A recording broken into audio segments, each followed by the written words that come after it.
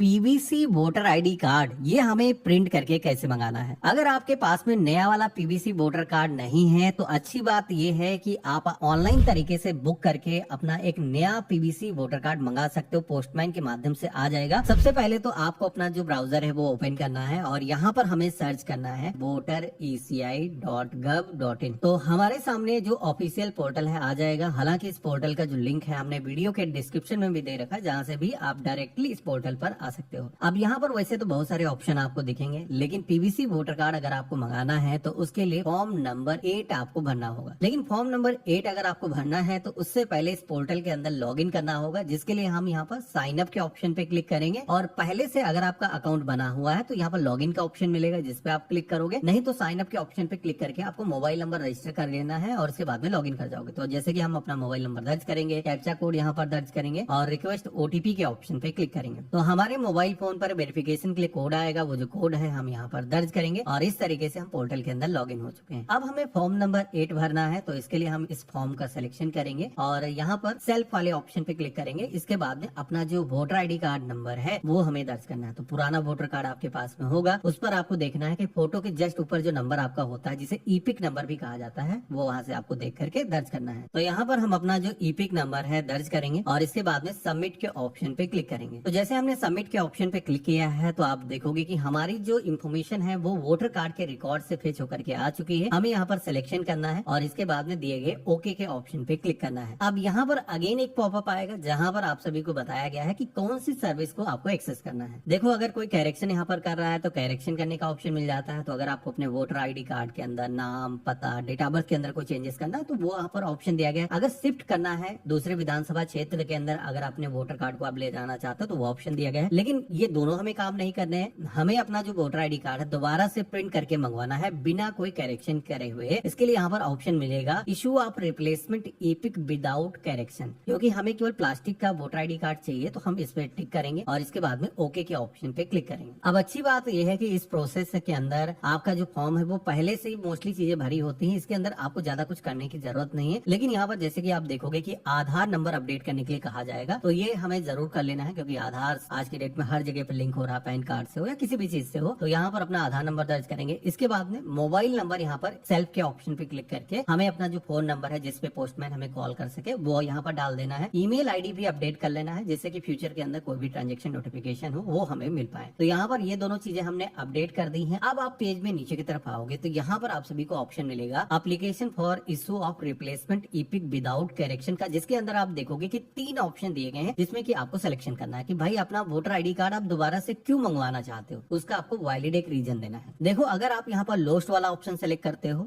तो ये जो ऑप्शन है, जैसे कि आपका जो है वोटर आईडी कार्ड है कहीं खो गया है, तो ऐसे के अंदर क्या होता है आप इसे सेलेक्ट करके जेन्युइन रीजन बता सकते हो। लेकिन उसमें प्रॉब्लम ये आती है कि अगर आप लोस्ट वाला ऑप्शन सेलेक्ट करते हो तो उस केस में सबसे पहले तो डॉक्यूमेंट मिसिंग की जो रिपोर्ट है, जो एफआईआर है, वो रजिस्टर करने की जरूरत होती है, जो कि हालांकि आज की डेट में आप घर बैठे ही कर सकते हो यूपी कॉप एप्लीकेशन को यूज करके। इससे पहले हमने वीडियो बना रखा है। तो अगर किसी का खो चुका है तो डॉक्यूमेंट खोने की दशा में आपको रिपोर्ट तो जरूरी करना चाहिए। लेकिन जैसे कि हमारे केस में है ये कि हमारे पास में पहले से वोटर आईडी कार्ड मौजूद है, लेकिन वो जो वोटर आईडी कार्ड हमारा पुराना वाला है, तो उसके लिए यहाँ पर एक तो ऑप्शन मिलता है म्यूटिलेटेड वाला। ये जो ऑप्शन है अगर आप सेलेक्ट करते हो तो इसके अंदर पुराना जो वोटर आईडी कार्ड है ये आपको रिटर्न करना होगा जब आपका वोटर आईडी कार्ड आएगा बीएलओ के माध्यम से या फिर पोस्टमैन के माध्यम से। तो ये भी ऑप्शन हमारे लिए सही नहीं है, क्योंकि हमारा जो वोटर आईडी कार्ड है पुराना भी सही है, लेकिन हमें गवर्नमेंट से नया वाला कार्ड चाहिए। तो भाई मेरे केस में जैसे मैं निंजा टेक्निक यूज करने वाला हूँ, तो उस केस में हम यहाँ पर सेलेक्ट करेंगे destroyed due to reason beyond control like flood, fire, other natural disaster. तो इसके अंदर बेसिकली है ये कि जैसे कि मान लो कभी भी आग लग गई, कोई भी चीज हो गई, नष्ट हो गया, जिसमें कि हम यहाँ पर ये वाला जो ऑप्शन है सेलेक्ट करेंगे, जिसके अंदर हमें कोई एफआईआर की कॉपी भी देने की जरूरत नहीं और पीवीसी वोटर कार्ड बिना हमें कोई तामझाम के मिल जाएगा। तो हमने यहाँ पर सेलेक्ट कर दिया है। इसके बाद में नेक्स्ट के ऑप्शन पे क्लिक करेंगे। अब इसके बाद में आता है डिक्लेरेशन का पेज, जिसमें कि जहाँ से भी आप ये फॉर्म भर रहे हो, अपना जो स्थान है उस प्लेस का जो नाम है आपको यहाँ पर दर्ज करना है। आप अपना गाँव का नाम या फिर अपने तहसील का नाम यहाँ पर डाल सकते हो। इसके बाद में नेक्स्ट करोगे तो यहाँ पर डिक्लेरेशन के बाद में आएगा सबमिशन का पेज, जिसके अंदर ये जो एप्लीकेशन है इसका एक कैप्चा कोड दिखेगा। ये जो कैप्चा कोड है सेम आपको यहाँ पर दर्ज करना है और प्रीव्यू एंड सबमिट के ऑप्शन पे क्लिक करना है। तो आप देखोगे कि 2 मिनट के अंदर ही हमने ये जो पूरा प्रोसेस है कंप्लीट कर लिया, क्योंकि इसके अंदर ज्यादा कोई डिटेल फिल करने की जरूरत नहीं होती है। हमें फॉर्म को भेजना है, इसके लिए ई साइन सबमिट के ऑप्शन पे क्लिक करना है। अब यहाँ पर आप सभी को आधार के जरिए ई हस्ताक्षर करने होंगे कि हाँ हमने ही ये एप्लीकेशन फिल किया है। तो आपको अपना जो आधार नंबर है वो यहाँ पर दर्ज करना है, लेकिन ये ऑथेंटिकेशन करने के लिए आपके आधार कार्ड से आपका जो मोबाइल नंबर है वो लगा होना चाहिए, लिंक होना चाहिए, तभी आप ये काम कर पाओगे। तो हमारे फोन पर एक वेरिफिकेशन के OTP आएगा, वो जो OTP है हम यहाँ पर दर्ज करेंगे और टर्म एंड कंडीशंस को एक्सेप्ट करेंगे और इसके बाद में सबमिट के ऑप्शन पे क्लिक करेंगे। तो इतना करते ही आप देखोगे कि हमारे सामने एक्नॉलेजमेंट नंबर जनरेट होकर के आ चुका है। हमारी जो एप्लीकेशन है वो यहाँ पर सक्सेसफुली सबमिट हो चुकी है। यहाँ पर एप्लीकेशन को सबमिट करने के बाद में एक स्लिप आपको जनरेट होती है, जो कि डाउनलोड एक्नॉलेजमेंट के ऑप्शन पे क्लिक करके आप अपनी जो पावती स्लिप है उसे डाउनलोड करके अपने पास में रख सकते हो। देखो यहाँ पर PVC वोटर ID कार्ड के अंदर पैसे कोई गवर्नमेंट अभी नहीं लेती है। जैसे कि आधार कार्ड में अगर आपको लेना है तो 75 रुपए की फीस आपको पे करनी होती, पैन कार्ड लेना है तो उसमें भी 50 रुपए देने पड़ते हैं। लेकिन ये जो पोर्टल है अभी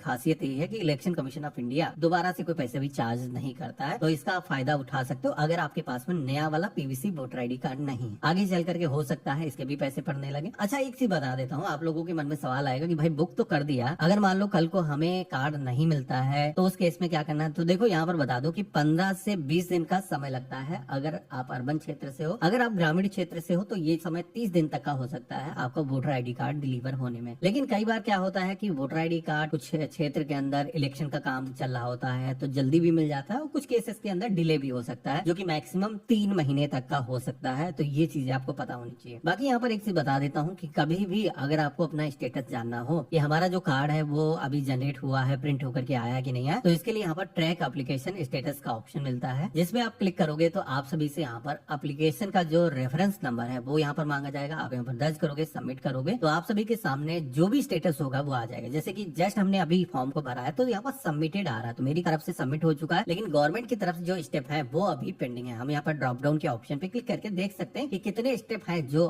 कंप्लीट होना पेंडिंग है। तो ये भी आपकी इन्फॉर्मेशन काफी काम आएगी। बाकी आज का वीडियो कैसा लगा मुझे कमेंट बॉक्स में लिख करके जरूर बताना। चैनल पे नए हो फॉलो कर लेना। गुड बाय, जय हिंद।